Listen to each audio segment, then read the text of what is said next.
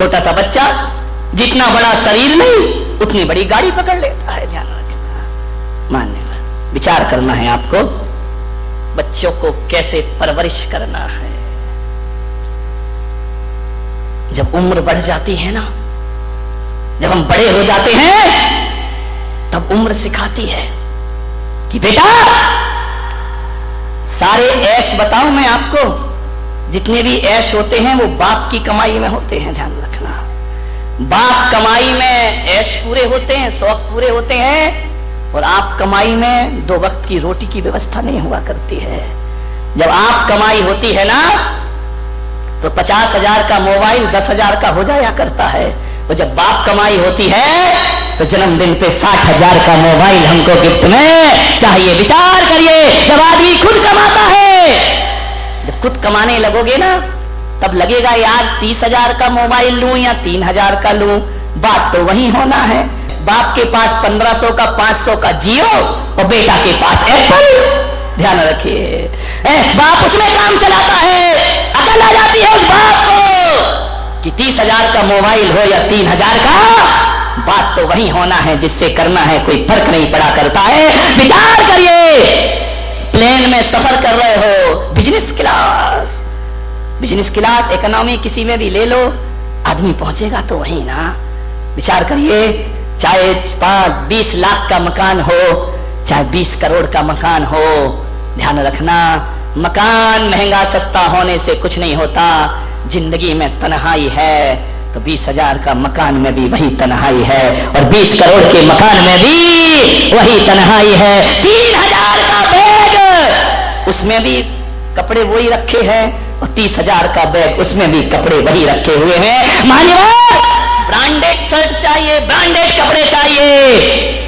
ध्यान रखना, इस देश को, अमीरों को सबसे ज्यादा लूटने वाली कोई स्कीम है तो ब्रांडेड स्कीम सबसे ज्यादा लूटी जाती है। ब्रांड का पहनेंगे, अरे मेरे भाई ब्रांड का पहन, चाहे नॉर्मल पहन, इस ब्रांड से अमीरों की तो शान बनती है, लेकिन गरीब प्रभावित हुआ करता है। मेरे भाई, गरीब के दिल में टुकड़े हुआ करते। सोचना है आपको, विचार करना है, हम आने वाली पीढ़ी को क्या सौंप करके जा रहे हैं। मान्यवर, सोचना होगा।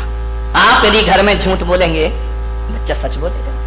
ध्यान रखिए, बच्चों को कौन सिखाता है? एक बाप ने अपने बच्चों को पढ़ा लिखा कर अमेरिका भेज दिया। अमेरिका चला गया, बच्चा इंजीनियर हो गया, पढ़ने गया था, वहीं जॉब लग गई, शादी कर ली उसने। अब बाप यहां समाज में आंसू बहा रहा है, एक ही औलाद है, पढ़ाया लिखाया बड़ा किया, बुढ़ापे में सहारा। अरे धोखेबाज औलाद निकली, बड़ी निकम्मी औलाद, कि जब हमें बुढ़ापे में जरूरत है तो हमें छोड़ करके वहां। बच्चे ने कहा, पिताजी मैं हिंदुस्तान में जॉब नहीं कर सकता हूं, वहां की सर्विस मुझे नहीं भाएगी, और हमारे अमेरिका में इतना बड़ा मकान है नहीं कि बुढ़ापे में तुमको यहाँ, और रख भी लें तो पिताजी देखो तुम्हारा मन नहीं करेगा, तुम बोर हो जाओगे। ये इंडिया तो है नहीं है कि थोड़ी देर शांति सेठ की दुकान में गुजार लिया, थोड़ी देर किशोर सेठ की दुकान में गुजार लिया, टाइम पास नहीं हो रहा तो जवाहर सेठ के यहाँ चले गए। अब ये इंडिया तो है नहीं भाई, यहाँ तुम्हारा दिन कटना बहुत मुश्किल हो जाएगा, आप तो भारत में ही रहिए। अब यहाँ बाप बेचारा रो रहा है, सब में बुराई कर रहा है, मेरे बेटे ने बुढ़ापे में धोखा किया, मेरा साथ नहीं दिया। सब गांव के लोगों ने उस बच्चे को कहा, ये तुम्हें नहीं करना चाहिए, बूढ़े की सिंपैथी तो सबको मिला करती है, आपने ये गलत किया, बेटा वापिस आ जाओ। लड़के ने कहा, मैं मजबूर हूं, मैं वापिस नहीं आ सकता हूं, मैं यहीं पर रहूंगा। एक दिन उस लड़के ने अपने बाप को चिट्ठी लिखी, मेरे प्यारे पापा, ये सच है, आप कह सकते हैं कि बुढ़ापे में मैंने आपका साथ नहीं दिया, लेकिन पापा मैं आपसे एक निवेदन करना चाहता हूं कि आज जो स्थिति निर्मित हुई है, इसमें मेरा ही दोष नहीं, इसमें आपका भी दोष है पापा। क्योंकि जब मेरा मंदिर जाने का मन था, जब आपको सिखाना था कि बेटा मंदिर जाओ, जब आपको सिखाना था बेटा संतों के पास जाओ, तो आपने मुझे नहीं सिखाया।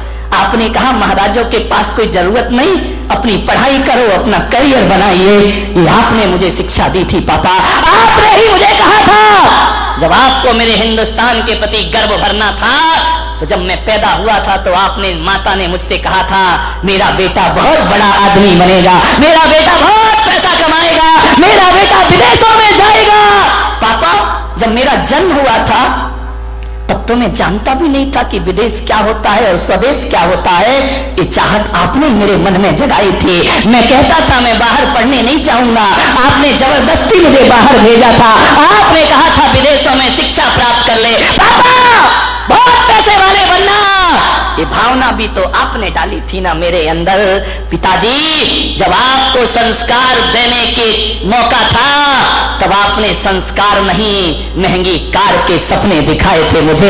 जब आपसे मुझे उम्मीद थी कि आप मुझे जिंदगी देंगे, आप मुझे इंसान नहीं बना रहे थे, आप मुझे इंजीनियर बनाने पर तुले हुए थे। अब बताओ पापा, आज मैं इंजीनियर बना हूं और अमेरिका में रह रहा हूं। ये सपना मेरा नहीं, ये सपना आपका था। और अब मैं वापस नहीं आ रहा हूं तो गालियां मुझे क्यों पड़ती हैं? अपने संस्कारों पर भी ध्यान दिया करो, अपनी शिक्षाओं पर भी थोड़ा। क्या बेटा ही गुनहगार है? माँ बाप कोई गुनहगार नहीं है। जब अच्छी परवरिश का समय था तब आप मुझे भौतिकता के स्वप्न दिखाते रहे। जब मेरी जिंदगी बनने का समय था तब आप मेरी जिंदगी नहीं, मुझे नोट कमाना सिखा रहे थे। पिताजी, आज तुम्हारा बेटा ऐसा हुआ है तो इसमें तुम्हारी ही कारण है, ध्यान रखना। मान्यवर, कहीं हम अपने परिवार में तो ऐसा नहीं कर रहे हैं ना? विचार करिए। फिर बाद में गलतियां लड़कों की निकाली जाती है। आपने तो ऐसा नहीं सोच रखा है मेरी बेटी इंजीनियर बन जाए, डॉक्टर बन जाए, आईएएस अफसर बन जाए। क्या होगा? लोग कहते हैं कि देश में लड़कियां कम हैं, लड़के ज्यादा हैं, शादियां नहीं हो रही हैं। मैं तो ऐसा नहीं मानता। मेरी सभाएं में आदमी कम है, महिलाएं ज्यादा हैं। कौन कह रहा है कि कम है?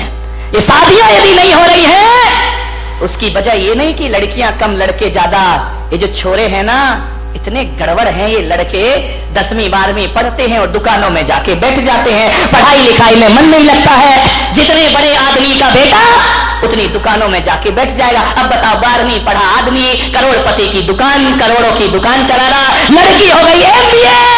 अब बताओ, वो पढ़ी लिखी इस 2 कौड़ी के 12वीं पास से शादी करेगी? ध्यान रखिए, ये छोरे नहीं पढ़ रहे इसलिए कुंवारे घूम रहे हैं, और लड़कियां ज्यादा पढ़ रही हैं इसलिए शादियों की समस्या है। मैं ये नहीं कहूंगा कि लड़कियों को कम पढ़ाओ, मैं ये कहूंगा लड़कों पढ़ना लिखना सीख जाओ, वरना जिंदगी भर कुंवारे ही घूमते रहोगे। ध्यान रखिए मान्यवर।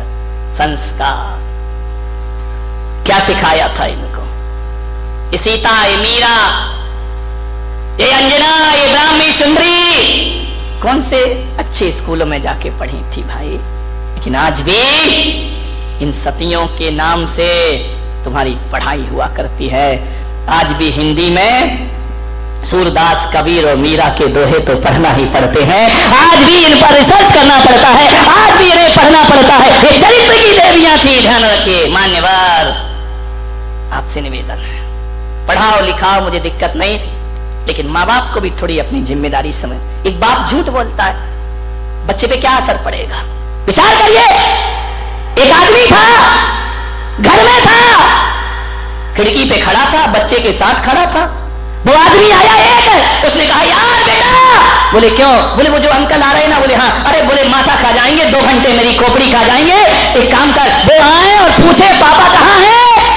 तो ये मत बोलना कि पापा घर में हैं, कहना पापा बाजार गए हैं। अच्छा बोल देगा? बोले ठीक है। अभी देखो आत्मघाती संस्कार। वो आदमी आया, उसने कहा और पप्पू पापा कहाँ है? बोले पापा तो बाजार गए हैं, घर में पापा नहीं है। तो बोले बाजार गए हैं? बोले हाँ। उसने भी देख लिया, अभी अभी तो यहीं खड़ा था, बाजार चला गया इतने जल्दी। उसने कहा बेटा पक्का बता, सही बता। बोले बिल्कुल सही बता रहा हूँ, पापा बाजार गए हैं। तो बोले बेटा एक बात बता, कितने बजे लौट के आएंगे? उसने कहा ठहरो, मैं पापा से पूछ के बताता। बच्चे तो बच्चे हैं मेरे भाई, ध्यान रख। ये झूठ बोलने का संस्कार बोलो किसने दिया? आपने दिया ना। एक छोटी सी झूठ बच्चे को झूठ बोलना सिखा रही है। ये आत्मघाती संस्कार है, ये उसके जीवन के पतन में कारण बनेंगे। मम्मियां भी इतनी होशियार हैं, किटी पार्टी में जा रही है, बच्चे ने कहा मम्मी मम्मी मैं भी चलूंगा। नहीं बेटा, अच्छे बच्चे वहां नहीं जाते। अच्छे बच्चे नहीं जाते तो मम्मी गंदी है क्यों जा रही है? ज्यादा बात नहीं, मम्मी मैं भी चलूंगा। नहीं बेटा, पार्टी में नहीं जाते हैं, तुम घर में रहो। घर में रहूं? मैं भी चलूंगा। मम्मी ने 100 का नोट निकाला, रिश्वत शुरू। क्या करेगा मोदी, घर में ही रिश्वत चल रही है, विचार करिए। बोले 100 रुपए पकड़ ले बेटा, आइसक्रीम खा लेना। बच्चे ने कहा बाहर में जा मम्मी, 100 रुपए तो मुझे प्राप्त। और बोले बेटा जाते जाते बोल गई, बेटा देख कोई आए पूछे तो ये मत बोलना कि मम्मी किटी पार्टी में गई है। तो बोले मम्मी क्या बोलूंगा?